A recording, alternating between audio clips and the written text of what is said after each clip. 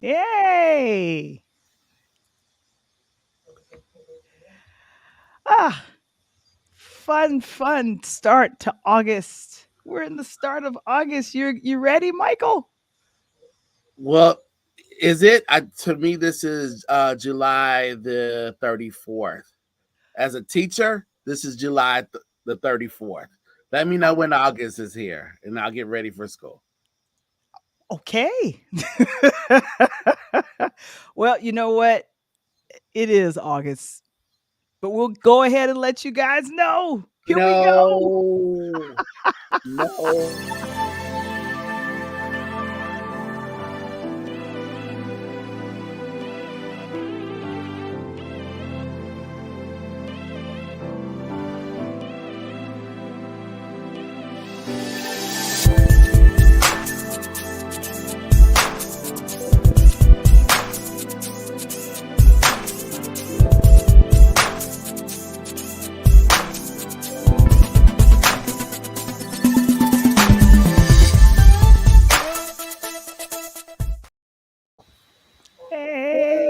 Hey, we're Hey, here. Welcome. Oh my gosh, we're welcome excited. one, welcome all. Welcome, welcome all. It is our Interludes Extra Talk on Tuesdays. It's me and Mr. Wamble. We're here and excited to see everyone. Thank you, Mr. Springer, our moderator, letting everybody know Kevin, what's up. Kevin, Kevin. yeah, And it is the beginning of August, and just excited to let you all know that we stream every Tuesday on YouTube, our Facebook private group, our LinkedIn under Pure Lighthouse Media, and now we're available on Pod TV. Let me go ahead and do that. If you guys want to become a sponsor on the platform, book time with us at linktr.ee/ Pure Light Media. And yes, there's a checks. If you there. guys could go ahead and give us a like and a follow on Facebook, as well as LinkedIn, as well as YouTube. And we're on Pod TV. And with our audio podcast, we're excited. We are celebrating 100 episodes. Yay, Michael! 100 episodes of pure fire. So we're celebrating that as much as we possibly can. But I wanted to let everyone know that I got a chance to. Michael told me about the NBC5 second annual Black Envision Summit. This was really cool to attend virtually because I just didn't. This was something that I just didn't know about before today, and what I'm going to say about that is that Kevin Trust is one of the hiring and VPs over at NBC5. Now, NBC5 is our Chicago affiliate because I know we're kind of all over the place, but let me go ahead and bring that up. But yeah, the Kevin Trust opened the Envision Summit virtually, and it was a summit created to connect small business owners in here, the Chicagoland area. NBC5's Courtney Hall, she hosts a cute show, Chicago Today, in the daytime, and she was the moderator and host. Let me go ahead and do this. So I was really pleased with how they had just a variety of folks there, and they opened the summit with Kudi and Kinte, the co-directors of the Netflix documentary Genius, a Kanye trilogy. So, Michael, as you like to always say, this was a Chicago-based summit, and we also got a chance to network with people behind the scenes and connect with other attendees. And then they're closing the summit in person right now at a local place near the downtown area. But this was good. I got a chance to chat with about 2 or 3 people virtually and find out about their business. And I told people about Interludes, which was kind of cool. But yes, this was really cool. This was the second annual Black Envision Summit. So this got started, Michael, right around the uh, in COVID, you might as well say. So that's what I did today, and this was really exciting for me. Michael, I heard that the reason why for the shades, possibly a little bit of a exciting weekend for you. You let us know what happened, man. Well, I had a very great weekend extended into this morning. We had, hey, how you do? Springer, how do you do? I do well. I do really well. Mhm. So I had a good weekend. Visited. My son was in town. Still recovering from that. He's 15, and we did what uh, hopefully won't become an annual thing, but the last 2 years we hit Lollapalooza. So I got to go there and got to see contemporary expressions of creativity, specifically African American creativity there on the stage. Oh, that was a beautiful moment. All right, so yeah, Yeah. even if you don't know contemporary music, two of the premier kind of vocalists, one woman is a singer, Jean Aiko, and then there is the rapper Big Sean, and they're Mhm. both pretty famous in their own right. They appear in each other's videos off and on for the last several years. Where she came out on the stage at his performance, which most people thought she would. And she came out there with her midriff and there's a huge belly bump there. And at some point, Mr. Big Sean there, Detroit native, came over and graced it and got kind of a shot that I think a lot of the fans wanted to see, which was his full on embrace of her. They're often on again romance has been the stuff of their songs. They've rapped about it, they've sung about it, and there it is. And at that point, I know the sound is terrible on there. A Mhm. lot of bass. That's why it's Yeah, that's turned why down it's so you can muted. talk over it. Yeah, you can't record any of the sound there unless you know you have professional feed into their sound system. Just a lot of shaking and bass, but the crowd went crazy at that Mhm. point. And he was one of the early opening artists for that evening's headliner, who is an artist, hip hop rapper named J Cole, and J Cole was the headliner for that evening. Big Sean came out earlier on, and prior to him taking the stage, you had a local Chicago drill rapper artist, Little Dirk, who unfortunately did make some news coming there at the Lollapalooza stage. Oh, no. He did his set, and he's based out on the South Side. So you had all these images of 63rd Street and all this kind of stuff there, which my kid likes, and it's drill music.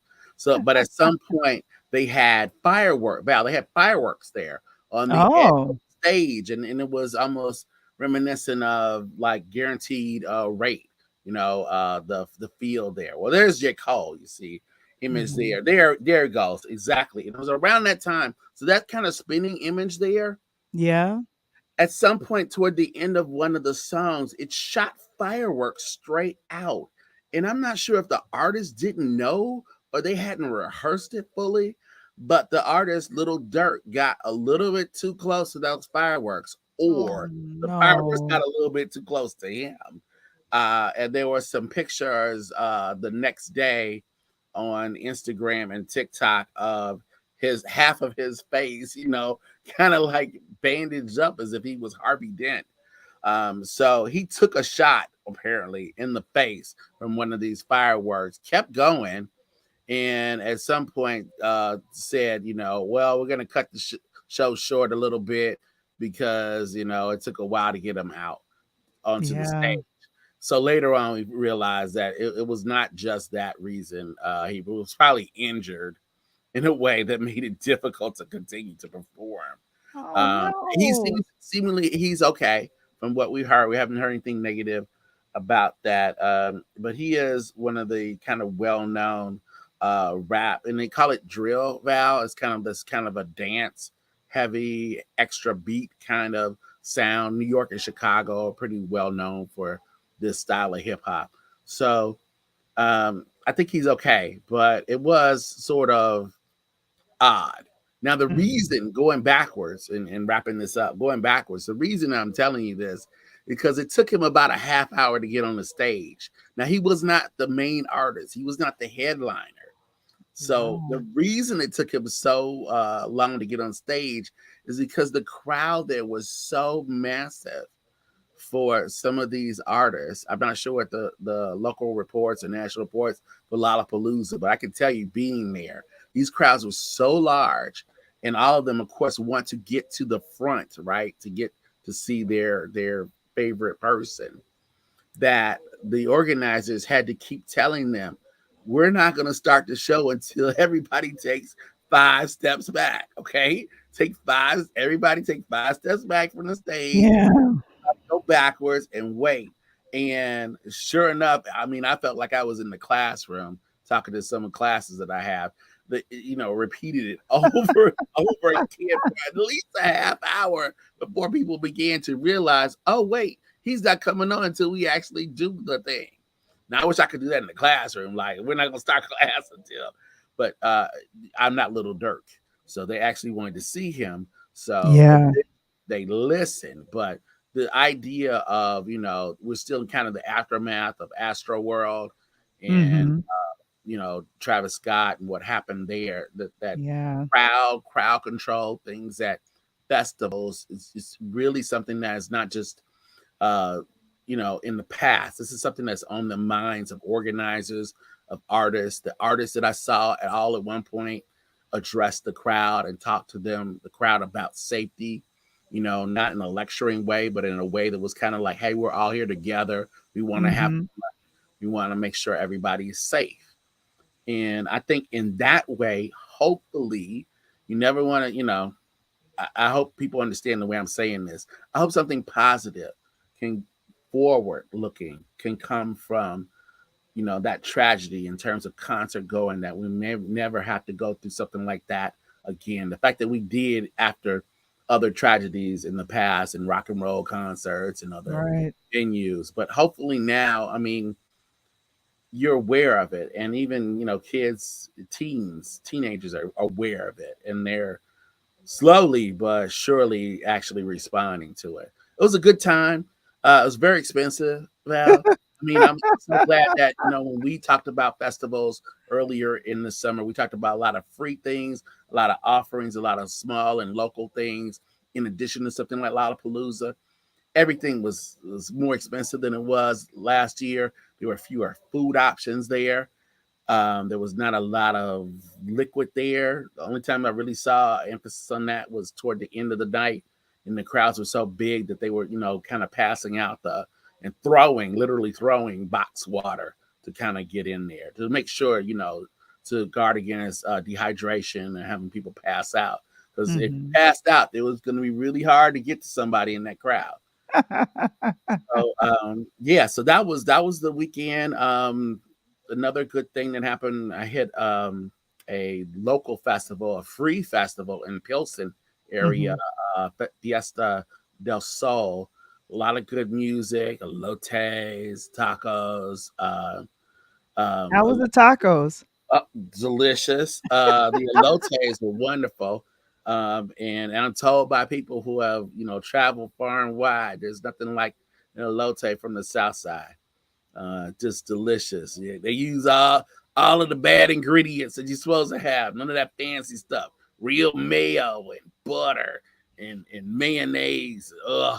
Put it Mm, all on there. yeah, just in paprika, the spices, just mix it up. So it was a good time, free time, one of those neighborhood deals, and we want to let people know that you don't have to spend a whole lot of money to have fun. There are lots of great events and event planners and organizers who are creating new things for people to enjoy. Right? Mhm. Exactly, exactly, and the great thing is this was kind of the transitional weekend from July into August. If you guys, what did you do this past weekend? We'd love to hear about it in the chat. I went ahead and threw that in the chat myself. And oh, according to our friend Mark Lee, we are also on Amazon Fire Stick. All Really? right. Along All with right. Pod TV? What? I didn't know all that. Wow. Thank you so very much. Mr. Springer says that he went to Gravesend, the Venture, and he went to Coney Island. Keith Murray, What? Keith is still rapping? I'm sorry, I don't mean to say it like the that. most astrological, the most beautifulest thing. Oh my goodness, I remember Keith Like Murray. that. That takes me back there. Illest. And Mm, mm. Mark said that the NABJ and the NAHJ will be in Vegas this week. Well, Yeah, yeah, they're yes, yeah. There's been more partnership and collaboration between both of those organizations uh, since 2016, so that's a good thing. oh my Hopefully, gosh. that'll continue moving Oh forward. my gosh. Yeah, Well, we, many years ago I attended back when you had a third organization, a color there. They call it Unity. So you would have the Unity conferences, NABJ, HJ, mhm, um, the Native American journalist group would also right. meet, and it was usually set up for every 4 years around Mhm. a presidential election. So the fact that they're kind of still sticking close together is a good thing. Yeah, and I'm happy to hear that they're uniting and bringing professionals, especially in that arena, together. And Vegas, that's a fun place to be because whatever happens in Vegas stays in Vegas. I don't know, but we are excited. Michael told me about this a little bit earlier, and I didn't know. But we've been talking about this show on Talk on Tuesday. Quentin Brunson is now breaking some records. It's exciting. She is the youngest Black woman ever nominated for comedy. So I think Abbott. How many Emmys did Abbott pick up, Michael? A lot. In the words of J. Cole, 21 Savage, a lot. Yeah. Mhm. And she's nominated. I think when you're talking about breaking news or breaking records here, or setting history, which we'd like to do in creative areas. That she's nominated not just for writing and directing, but also being in front of the camera and behind the camera. And so there Mhm. were very few performers are recognized in that way, and she is one of the few. And coming in, great show about education. I haven't met anybody that's seen the show that hasn't liked it or appreciated the message of the show, which is that, above and beyond, especially in the elementary level, teachers really kind of reach out and do everything they can for their students. So Yeah. it's a great show. We mentioned it here on Interludes Extra Talk on Tuesday, Abbott Elementary. So it's a good show. So Yeah. And yeah. So speaking of creativity, what else? What can we talk to people about and tell people about that maybe they don't know about? well, I will say this. I was remarked and happy to hear about there. I didn't realize that we and African American thinking about sports, but thinking about golf in particular. Besides Tiger Woods, can you name any golfers? I can name some, but can you name any golfers? Michael, go ahead. Oh, you asking the wrong person. I can name a few, but I know that it's difficult for other people to do that. I was watching golf and all the things that wasn't supposed to be in my demographics. So I remember Lee Elder. I remember some other people taking and making that walk on the weekends. Hmm. But I know Tiger Woods really changed everything for people. I acknowledge Yeah. that for sure. And what we're going to do, we're jumping into sports and we're going to bring on Mr. Coach Tony. He's ready and ready to go. What's up, Coach? Come on, man. Oh You got to give it. Hey, Mike, two things here. First of all, yeah. you made me hungry with all that food you was just talking about, man. You know, I thought about jumping on the L, getting off at 95th and giving me one of them dogs or something, man. Oh yeah, yeah. Or the, gets one of Maxwell Street Polishes right off the yeah. Yes. right Right out out the there in cut, Ryan. Yep. Hmm. And speaking of what we did this weekend, Val, it was my birthday Saturday. That's what we did. Oh, there you go. Ow. Happy birthday, Mr. Tony. You Coach know, Tony, happy God birthday. bless. Let me see another year out here, and I give it all to him as my witness and my protector. And I'm just glad to see another day, hang out with the best crew in the city and the best crew in the country right now, you and Mr. Wamble. That is what's up, and of course, Mr. Springer's going ahead and wishing you a happy birthday. So get all the happy birthday. If we didn't have to worry about licensing, I'd queue up the Stevie Wonder, but I'm not getting hit over There you go. There you go. And, and I'm gonna give you one to get up on the new things in the golf world. If you're there. not up Hmm. on the Tony Finau, you better get up on Tony. Tony is Okay. huge golfer. He's been playing great. Finau's been in the top 10. He's won a couple of events already, and we on the African American side of the house is coming back. I know we look at Tiger because Tiger he changed the game. At the end Hmm. of the day, Tiger made the ball. He was a Steph Curry in the golf world. You know what I mean? He shot the ball longer. He made it look easy. And then people got out there, and then Tiger's swing became the swing in golf schools around America. Now you're seeing these young golfers, Rory starting to have back problems, right? You start to see a lot of Hmm. these guys out with the same thing that Tiger had with back issues. So now you can't say Tiger lied about it because you thought he was getting beat by the majority. No, he had back issues. And then, of course, coming off that major car accident, hey.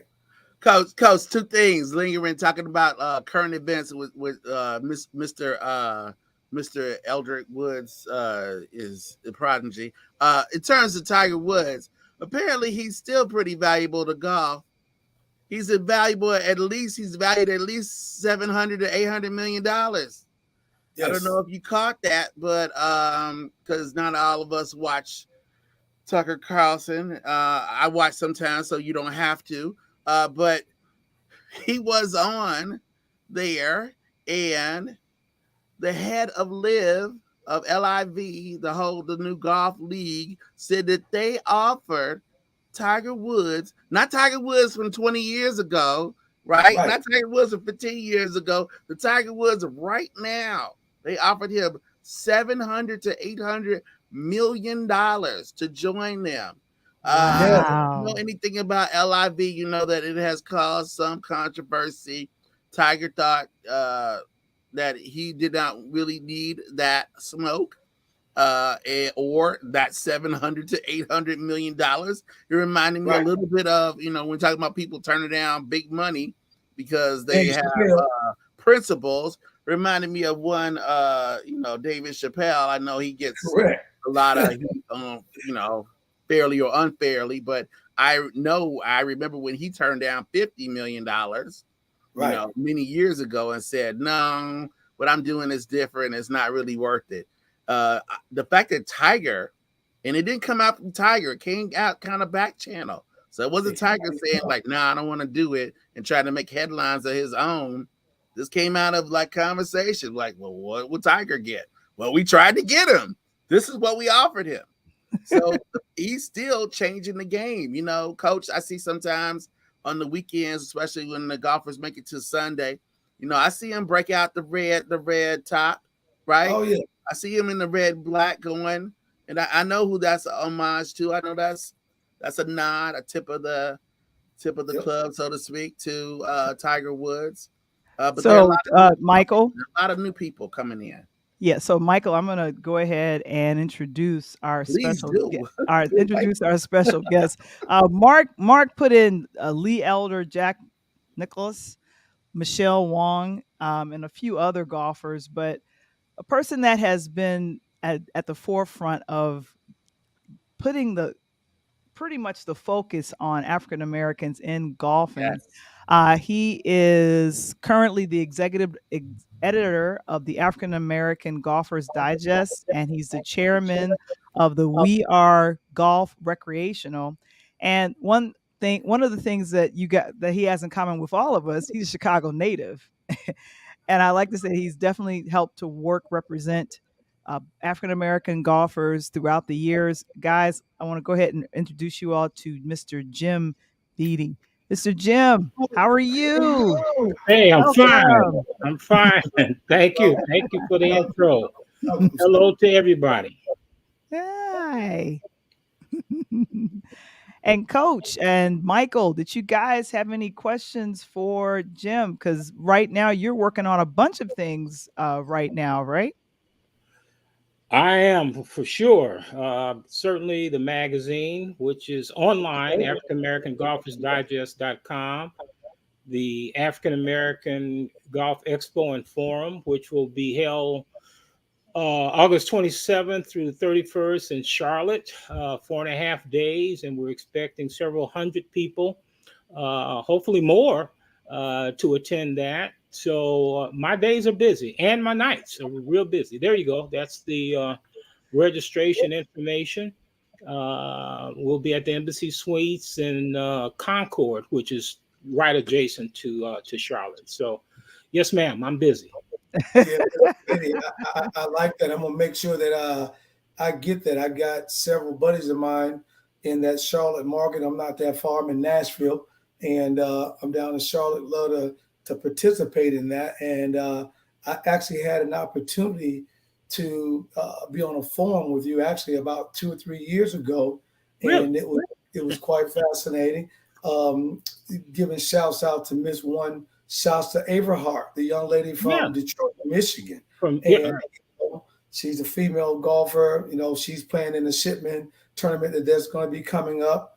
right. And for her to go through her situation and still to come out and be one of only the 12 young ladies to play in this event, the question I have for you is, has the PGA and the LPGA done enough at an earlier stage to attract more female and male black golfers? I'm a college basketball coach and national recruiter, and I do know that one of the most underused scholarships at a university right now is in golf and track and field. So Wow. I'm wondering from that perspective, how can we change that? Because the PGA, obviously, as Mike just mentioned, is still making a lot of money off none other than Tiger Woods. So how do we change that game and level the playing field? I think as of late, meaning for the last 4 or 5 years, for sure, the efforts have increased, Coach, quite a bit. I think they have funded programs to get more youth involved. Certainly, they were a proponent of the First Tee program. And now they have started funding what we call grassroots grants organization, or making grants to grassroots organizations, such as Jackson Park Golf Association. Okay, Okay. to assist these organizations in funding activities, especially during the summer, but in some cases year round. We are constantly looking and pushing golf from all sectors to even do more. Uh, However, I have to say that developing a competitive golfer, and let's use Tiger Woods as an example, it wasn't necessarily the PGA that got him involved, it was his parents. And so I'm going to put a bit of the responsibility on the parents. It takes you don't turn 18 and start golfing. You start golfing if you're going to be a professional. If you look at most of the professionals, they start very, very young, 6, 7 years old. By the time they get on the PGA tour, these guys have played against each other on the junior tour. Same thing is true on the LPGA. And really with the LPGA, you see a lot of foreign golfers there. There, the governments actually get involved in, I'll just call them training camps. If you think of like a U.S. Olympic training camp, that's what some of the other countries' governments get involved in. So there's ample room for PGA and LPGA to do more. But I would have to say they're doing a lot now, but there's more that parents will have to do if they want their kid to go competitive, meaning competing in high school, competing in college, you hit the nail on the head. There are many scholars, and that's the best scholarship you can get is a golf scholarship, in my Absolutely. opinion. Yeah. And all Yeah. deference to the sport. And I was a track and field scholarship athlete, okay? But believe me, had I picked up golf long before, I would have preferred to have golf, because you can play that, you can play that until you drop dead. Okay. You can't hoop, you can't go out and hoop, you can't run a football. So it's limited. But with golf, you can play it your whole life. Mr. Beatty, we're speaking to Jim Beatty, who's the president of Jim Beatty Golf Ventures.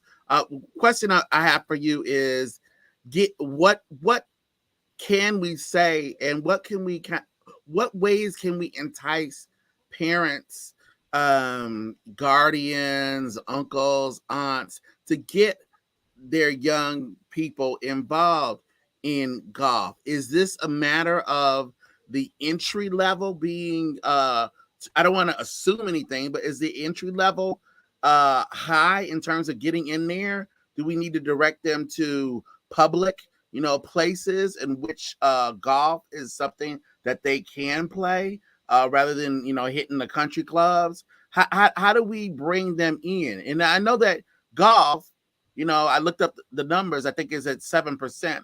7% officially in the PGA are African American. Other sports are running into this too. It's not just golf. I mean, baseball. Who would have thought the sport of Jackie Robinson is now trying as hard to continue to recruit African American young people to play that sport. But in terms of golf, do you think it's a matter of the entry level having to get the club, the cleats, time reserved? What can we do to help to lower whatever barrier it is at the entry level? Yeah, you pose a great question. And so I'm going to talk just from a Chicago perspective, but it's applicable across this country, is that the parents have to, or guardians, whatever the case might be, parents, grandparents, they've got to find a golf program. And I will guarantee you, in the Chicago area, there is no lack of what we would call junior golf programs, be it Jackson Park, be it ladies groups that play, women's groups, I should say, men's groups. There's all kinds of clubs and associations alone in the Chicago area, where they are providing clubs. See, in many cases, these organizations get clubs donated to them. They then cut them down so that the kids can use them. Right. So the financial barrier is not as steep as one would think. They are affiliated with the Chicago Park District generally, or a golf course that provides training time, and they're professionals. So it's a matter of being intentional and being active to get it done. I'm not trying to make it simple, but I'm saying there are outlets out there, regardless of income level, that people can take advantage of right now. There's 25 million golfers, recreational golfers in the United States. Wow. Best estimate says 4% are Black. Okay. 4%? Best estimate says 4%. So about 1 million are wow, Black. That's incredible. And you, Mr. Beatty, what do you guys do as a organization? I know, like, you going down to Charlotte next month, or at the end of this month. Right. Do you kind of look at different locations in different areas and say, hey, for example, I can tell you here in Nashville, they got a tremendous program right down the street, not too far from the historical Fisk University at HBCU. And they got a feeder program that works with them. And it's called the Junior Golf Program. It's great. And a lot of kids get involved in Nancy Corsolini. I got my granddaughter. I took my daughter to it. And I'm an avid golfer myself, play very well, shooting mid-80s. So, and when I look at that, I always go back and say, wow, I wish someone would have got me involved in golf. There you go. At an early age, because as you said, I banged up my knees, hurt my knees, and my knees done. Yeah. But I'm still swinging a golf club, and I love it. Amen. So when I look at that, piggybacking what Mike said, when you got Jackson Park in Chicago, Central Park in New York, and, out in Detroit, have these major cities like Los Angeles and Miami, Detroit, DC, have they gotten involved in a bigger way to kind of push it? Yeah, in every city you just named, there are multiple organizations. Detroit's another good one to serve as an example. There is a group up there called Midnight Golf, started years ago by a Black female. All Uh, right. it was a nonprofit to just get kids off the street at a young age, and she used her name is Renee Fluker. She used golf as the tool. She's been around for many, many, many years. Her organization is a multi-million-dollar nonprofit. Okay, Wow. he will be speaking in Charlotte, by the way, but she has produced not only golfers, but she's got a lot of these kids on the right education track, teaching them discipline and what have you. So she has many college graduates. There's probably 500 to 1,000 groups out there in America that have junior programs. It's not that hard to find. Anybody that's listening, that if you want to find one, I would assist you. We have a team of folks that will help you find a local organization to get your child involved in it. And many times it's low cost or free. It's very, very important. You mentioned Fisk University. I don't know if you know it, but Fisk, their junior program, in fact, their men and women's golf program, is supported by a foundation based out of Chicago. They got a big Chicago foundation. I'm usually on the road, and when I came back home, that was my other question: what part of the city you from? But we came back home and we did a program. I came out of Morgan Park, and we did a program up there, and I was shocked how many Fisk and Tennessee State University people in the Chicagoland area showed up for. Well, the Ted Rhodes Foundation. Ted Rhodes, yes. Yeah. And Ted Rhodes is one of the best golfers. He had to actually sue the PGA to get his, what we call his playing card. See, up until 1961, it was a Caucasian only game. That was in the bylaws. Wow. And Ted and many others, Lee Elder included, played on what was called the United Golfers Association circuit, and they eventually had to sue the PGA to get that clause lifted. And Ted Rhodes, one of the best golfers, not just black, one of the best golfers ever. His daughter and granddaughter, Southsiders. And I actually serve on the Ted Rhodes Foundation. By the way, I'm from the West Side, so whatever golf I learned was over in Douglas Park. Okay. Douglas Park, at Garfield Park, Columbus Park. In fact, when I come back to Chicago, I go play at Columbus Park. Okay. Yeah, I play at Columbus. I stand there at Jacksonville and Stony Island. I still with that. I get over there too. You know, have club will travel, brother. Right. Now, Jim, this is important. Now, a lot of people think that a lot of business deals go down while golfing.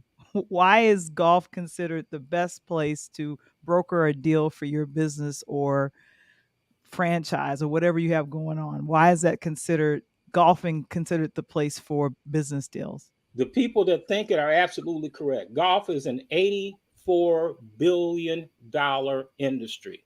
What? That is as of 2000. You need to repeat, Jim. You need to repeat that. Repeat that again. Golf is an $84 billion industry as of 2016. My calculation puts it closer to $100 billion as of 2022, going into 23. So, with that said, as you mentioned in your intro, you know, you're certainly looking for sponsors and sponsorship opportunities. Well, imagine this: you spend 4 to 5 hours with a person on the golf course, a person that has the means, if you will. You get to know that person very well. It's like the green boardroom. Think of it, the green grass boardroom. Now, I'm borrowing that phrase from a good friend of mine, so I'd like to take credit for it, but I'd like to say I thought about it, but it's a green grass boardroom. You spend 3-4 hours with a person, whether you're playing 9 holes or 18 holes, you get to know them. And I can personally attest to the fact that I and many others have had introductions that led to business deals as a result of golf, playing golf, being involved in golf. Of that $84 billion or $100 billion, less than 1% is African-American representation, less than 1%. So on one hand, it's a tragedy. On the other hand, it's a tremendous opportunity. If we just get to 14%, which is our representation in the general population, look at what that does for business. 14% of, let me just say, $100 billion. That's $14 billion coming out across in golf. So you spend time, you get to know the people, the barriers are broken. That's the number one rule in sales. People do business with who they know, with whom they know. And you get to know people very well on the golf course. You can walk up to any club right now, South Side, West Side, Los Angeles, doesn't matter. Get paired with someone, and I guarantee you, before you finish your 9 holes or 18 holes, you have made a lifelong friend. And so, Jim, that's why it's important for folks to know about the African American Golf Expo and Forum.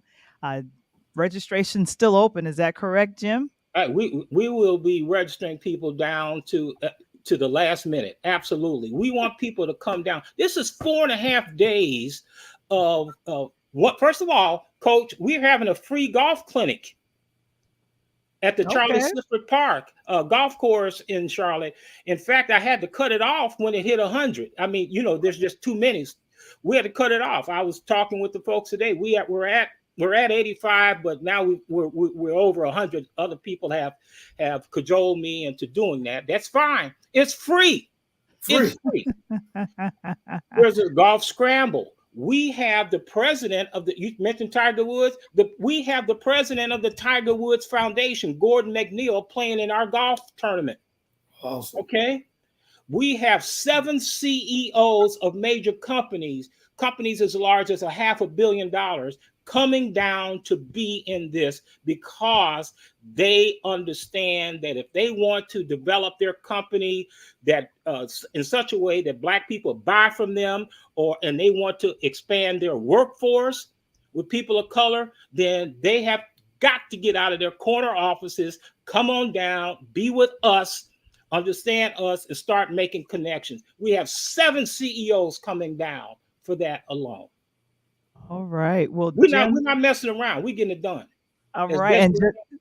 And I see the takeaway that we came up with is that the golf course is the green boardroom. Amen. According on behalf of myself, Coach Tony, and executive producer Michael Wamble, we thank you so much, Jim, for joining us on tonight. Let's give him a round of applause, guys. Thank you. My pleasure. Thank you so much. Oh my gosh. And thank you. So we have that information. Thank you, Kevin. It is in the chat for you. We'll talk to you soon, Jim. I hope so. I hope to see you on the golf course, Coach. Give me some strokes. See, you gave it away that you got a low handicap. So I'm getting strokes down. Nice. I'll be in touch. All right. I'll keep my money in my pocket, brother. Oh my gosh. Coach, before we run out of time, you have a guest here. Yes. Hey, this is my girl. Absolutely. My girl, this is Coach. She's we got to bring Coach Gwen Burton on, the head coach of the Columbia State Cougars here in Columbia, Tennessee, right outside of Nashville. She's by the way of Detroit, by the way of Chicago, by the way of everything. So this is my girl. Yes. Can't wait till we get her on the line. What's up, Coach? Welcome. What's up? How you all doing? Great now. Better now. Yes. Thank you all for having me on your show. Thank you, Coach Gwen. She's with us. Yay, Coach Gwen. Hey, Coach, that's something that Mike and Val don't know. So Coach Gwen and I, we coach against each other in the same conference, Val and Mike. So it gets to be competitive, but behind the scene, we just, this is my ace boom. So we keep it competitive. When the ball jump in the air, we don't know each other. Yeah, he always kick our tail too. Oh, okay. You're letting us know what's happening. Oh my God. I think we may be like 4-4 against each other now, but it's always competitive. I love it. She beat me down last year, Val. Beat me down. Oh, she did? How many times did she beat you down? Let's hear this. They beat us twice this year. It wasn't easy. They beat us twice. I was ready to throw a chair on the floor. Hey, No Mike. Bobby Knight. No Bobby Knight. We don't need that. We don't need that. No Bobby Knight. Hey, Coach. The question I do have to ask, me and Mike, we were talking about it last week, and our beloved Chicago Sky, Candace Parker, homebred. Last week the WNBA Women's Commissioner had their first ever Commissioner's Cup, and Ozzie Wilson and the Las Vegas Aces beat that. Did you see the difference in the size of that trophy last week? Yes. From the little teacup to the big Yeah, well, the teacup, drink the coffee out of Stanley Cup. There you go, Mike. There you go, Mike. So my question to these guys, kind of give our audience, because I'm always talking to the kids, and you've had the opportunity, perspective. Mike and Val has been harboring on the last month on the Title IX situation, how it plays with women in basketball, especially minorities, and you having to come from the Midwest and being able to touch high school to JUCO into mid-major to major, and now looking at something major. Explain to these young people the process that it takes to get into that. Well, with basketball, we start from the grassroots where we get them at the young age, and then we try to work them out and bring them through the different stages and level from 5 years old, elementary school, middle school to high school, and eventually college. And also, if you have the desire and the skill set to get to the pro level. So Title IX had gave us the opportunity to compete, when men basically had all the rights and opportunity in the world to compete. So by Brittany Griner, hopefully we get BG back over here in the States. Absolutely. Being and setting that stature, and Candace Parker setting that stature for young girls, and trying to get into this element of professional sport. We want to start, trying to, keep our kids home and our women home, and get them more money and opportunity to play as well. Right. Coach Quinn, one of the questions we had was if you play college ball, and if so, where? I played basketball at University of Louisville. Yeah, she a Louisville Cardinals, man. Cardinal. All right. Yeah, we were Metro Conference champs. We beat UConn, 71-74. Okay, at UConn in 92. So we was the first Cardinal group that beat UConn, not the recent Cardinal group. Okay. It took 25 years again to beat them. And Mike, that was back when still my boy Denny Crum was still at Louisville before Patino came in the door. Absolutely. Yeah. Wow. Yep. Okay. All right. Okay. And I love what you said. We'll get to we got a couple other questions I see coming through, but I wanted to, the idea. I think she's gonna be okay. It seems like the pressure is there from the WNBA, the NBA, the sports world, the Curtin administration in the White House. That I hope BG will be. I think she's going to be okay. I think that they figured out that they made a mistake, and they worked their way out of it. The Russians don't want to, I think they're working their way out of it. Hopefully. But because of this, has this raised, Coach Quinn? Do you think this has raised the profile or the attention upon these athletes, these women athletes? I was talking to somebody over the weekend, and younger person, and they were talking to me about one of their favorite movies from the 90s, and of course, it just so happened to be Love and Basketball. And even in that movie, there was the idea that women really needed to travel. That basketball, there was a certain level, and you needed to go abroad, that you weren't going to get that love in the U.S. And yes, I wonder, I haven't seen it, again, has that changed? Is that changing? We still go overseas and play. Money over here in the United States is not, applicable to the men, of course. So we have to go overseas and get that bag. Hopefully, it would turn a different light on the situation where we can keep our women here, because the league has survived. Okay. it survived more than 20, almost 25 years now. So, well, it's Yeah. been 25 years since it survived. So, Mm-hmm. when it happened back in the 70s, it folded. We tried it again in the late 80s. Then it's folded with the Liberty Basketball, Association. So now, hey, it survived with the WNBA. The ABL came before the WNBA. So now we trying to, keep this league here and keep our women here.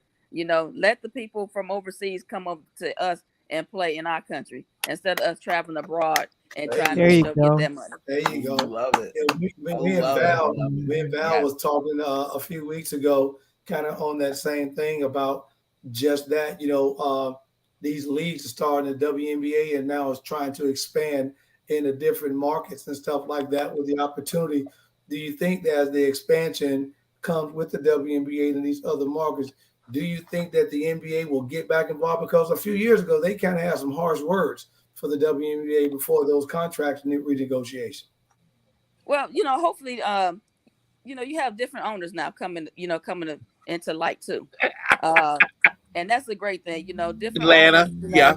Hmm. Right, and well, governorships now. They don't want to be known as owners as well, right, now. But different governorship is coming, and uh, and with the NBA players becoming minority owners, and and getting a right. percentage in the NBA, they are shedding the light on trying to get the WNBA expansion and keeping our women here and giving them more money as well, and give them, we're not asking, for a whole lot. We're just asking for equal opportunity where we can support our family too, because we have a lot of women that are single mothers. Right.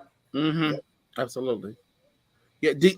Coach, I'm wondering. One last thing is kind of looking at Title IX, and we, as he said, we've been talking about it because it's the 50th anniversary. The Mhm. U.S. women's national team, the soccer team, they had that victory, that legal victory, in which their pay was dramatically raised, at least closer to what you see from the men's soccer team that certainly did not produce on the same level that they did. Is that something that you hope will begin to attract more girls to playing? Not maybe not just even basketball, just sports in general. Yes, hopefully, just because the women's soccer team became more vocal, and about, equal pay, and now that the WNBA is, now they finding their voice about, getting equal pay as well. Right. So that will give a courage to the next person in the next generation to speak up and say, hey, we need equal pay. I don't think it should be fair where I'm a women's basketball coach and I'm making $60,000, and then the men's basketball coach doing the same duties that I'm doing, and I'm winning, and that men's basketball coach is not winning, but he's getting $30,000 more than what I'm making. I mean, what Yeah. If what is not he more. doing If that's not more. different? Yeah. you know, Yeah, and especially though the Division 1 men NCAA coaches, I think they're in the seven figures. Is that correct, Coach? If not more. Absolutely. Some millions of dollars. Yeah. Don Staley just, she just cracked the $1 million mark. Um, and Yes. Vivian String was doing $1 million mark, Tyra Vanderveer. But why, other coaches, at mid majors or, Pac-12, they have to get paid at 200,000, 400,000, but their counterpart is coming in with $3.5 million. And for one time, Jim Calhoun with Connecticut men was making more than the governor. Yes. Well, and Oh, so is John yes, it Calipari. was. So Calipari's salary, the same thing. And you mentioned Don. Don gets that big package, the first African American coach or coach of that staff to get that big package, but that's paid to her over 5 years. Whereas then they looked at John Calipari, and that's a 1 year salary for him. Absolutely. Yeah. Mm. Well, And where especially, your coach? I'm sorry. Go ahead, Coach. oh, no, go ahead, Val. I'm sorry, go ahead. No, I was gonna ask, you coach women's basketball. The dream to go into the WNBA, are you seeing that in your players now? Is that something that women that you coach are achieving, or that's what the students are achieving, or Is that happening or no? I just wanted to find out what you would think about that. Oh my God, I got so many women basketball players want to be professional women, and I'm gonna steal something from Don Staley. She said it best. You can't have a professional career when you just playing in the backyard. You Right. know, you have Ooh. to put the work in. You can't Okay. dream up your skill set. Okay, and some of these kids, they have this Steph Curry thing where, hey, I'm gonna come down, shoot a three, but you haven't worked on the three all year. Right. Okay, but you want to shoot it in the game. So I'm just like, wow. Yeah. But yes, they have this dream. They want to go overseas. They want to play in the WNBA. But we want to see the skill set and want them to work on their game to get to that level. Yeah. And a question I got for you, Coach. I know Mark had mentioned a while back and talked to. This is a good question just to kind of make Mike and Val kind of understand. I know my situation coming from a 4-year, and when I got to the JUCO, at first I thought, oh my God, I'm at the JUCO. But then I started to love it because it's 2 years. Get in and get out. I don't have to babysit you.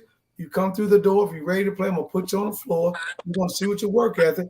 So what have you seen so far, the difference in the mindset of the kid that comes into a D1 program or D2 4-year as opposed to a kid coming through the door at a junior college? Because some of these kids got a misnomer about junior colleges is a bad thing. Well, from my experience now, since we're here, my 3rd year on the junior college level, I see a lot of the kids' mindset comes from their coach's mindset. Okay, everybody want to play Division I basketball until when you have to do the work. Okay, and then everybody's quitting. It's so easy to quit now. Okay, and give Yeah. up instead of sticking Yeah. through. Mhm. Hey, I want to earn that starting position. Instead, now I got to transfer out, and then I transfer again to another institution. Then I transfer again. I'm like, golly, how many times they get to transfer now? You know. Right. So and then COVID made them have another extra year to Yep. transfer. And I'm like, do you understand the problem is you? It's not the coach, it's you. So Exactly. I'm Exactly. seeing right now on the high school level, it's the coaches, the high school coaches that have this mindset that junior college is just one step above a JV high school team, and Yep. it's not that. We Division I JUCO, and you need to bring your Division I A game. Do not bring me a kid that can't play and then can't Mm. dribble, and then you want me to teach him how to dribble. Mm-mm. And when I'm trying to teach them how to dribble now, they get frustrated and then they quit, Correct. or transfer out. That's real So talk, man. they gotta walk in the door with the you can't dream up a skill set. This is our takeaway.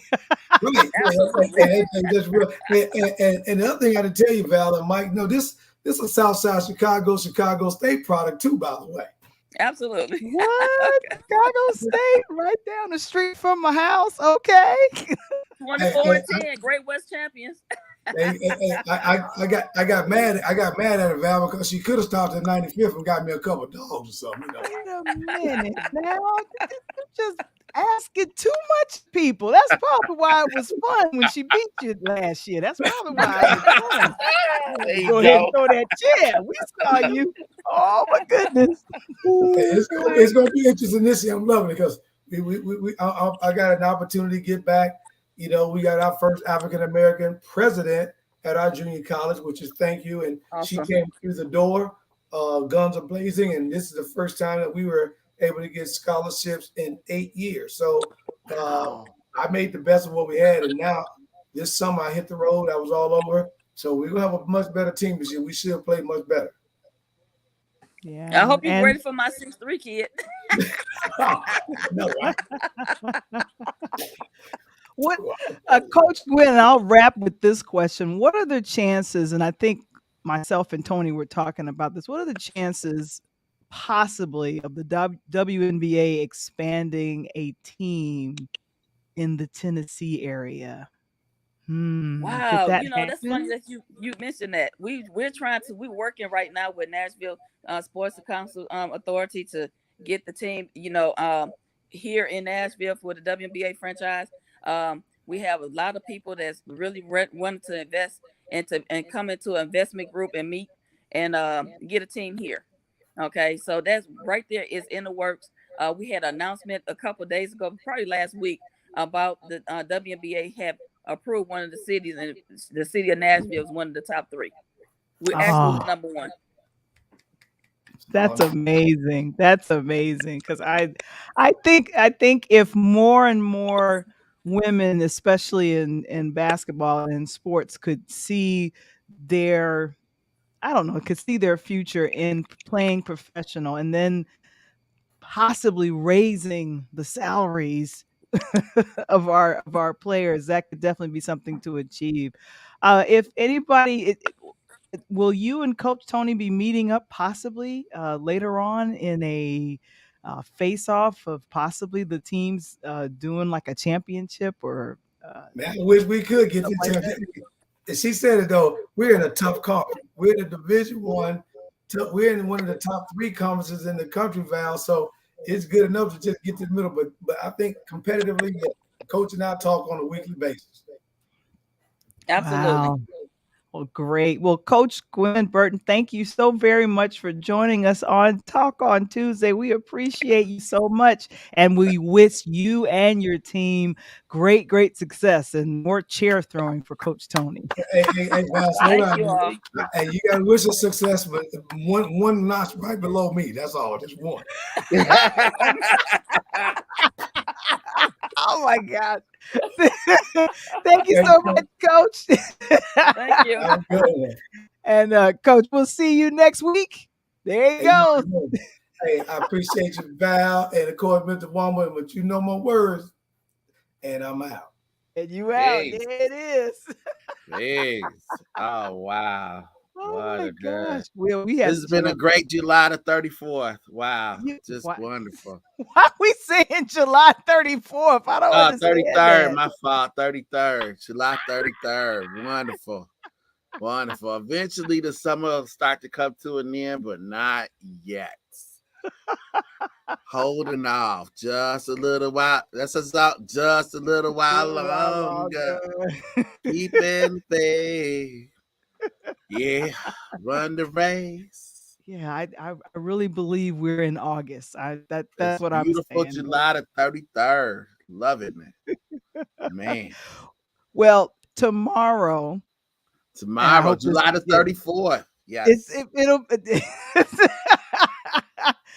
tomorrow Mike will be back and he will be doing his thing. Interludes Extra presents hashtag Wamble Wednesdays. You know what you'll be talking Yeah. about tomorrow? Yeah, I'm gonna be talking about some of the goings around, the fun in the city. I'm gonna be talking about some of the fun in the city and the personal music tour that I created over this past weekend. I got a personal music tour for some of y'all. A Yeah, personal no, no, music tour. no, no, no, no, no, brother. I don't want the calendar to go backward. I wanted to go forward. We just got to add some more days in July. That's all. I don't know why we had to flip the calendar. I'm still on July. I took my Sharpie just like our former president, 45. I used my Sharpie. I made a correction. Yeah, yeah. I don't 32, 33, and tomorrow's 34. I'll see y'all on July the 34th. Yeah, so tomorrow he'll be back. We want to thank you guys for joining us. Never miss an episode. Subscribe to the YouTube channel. Go ahead and hit the like button. And of course, oh boy, I'm gonna keep I'm having Oh, those are issues. beautiful mountains. Ain't no mountain high enough. Woo! We're celebrating our 100th episode interludes. It's what we do. We're excited about that. All right, let me go to the okay, here we go. Join us on our YouTube channel, our Facebook group, and Interludes on LinkedIn. And of course, we are streaming live on Pod TV, the Roku channel. And the And Amazon Fire. and we're on the Amazon Fire. Never miss an Yeah, episode. strike a If you'd like match. to if you'd like to become a sponsor on the platform, book time with us at linktr.ee bit.ly/Pure Let's get Light lit together. Media. Woo, Amazon fire. I know we're on Amazon Fire. That's a big deal, right? I thought so. That's why I keep saying it. Yep. Mm-hmm. And so then what's your name, Mr. Wamble? My name is not Val the Voice Johnson, but your name is, and this is being Interludes Extra Taco Tuesday with Val the Voice Johnson. Oh my gosh. Thank you. We want to We'll thank see Jim y'all. Beatty. We want to thank Jim Beatty and also Coach Gwen Burton for joining us on tonight. Right. And of course, our Columbia coach, State. Coach Tony. We'll That's be back right. next week. I'll see y'all at the comedy clubs, y'all. Look for me. Peace.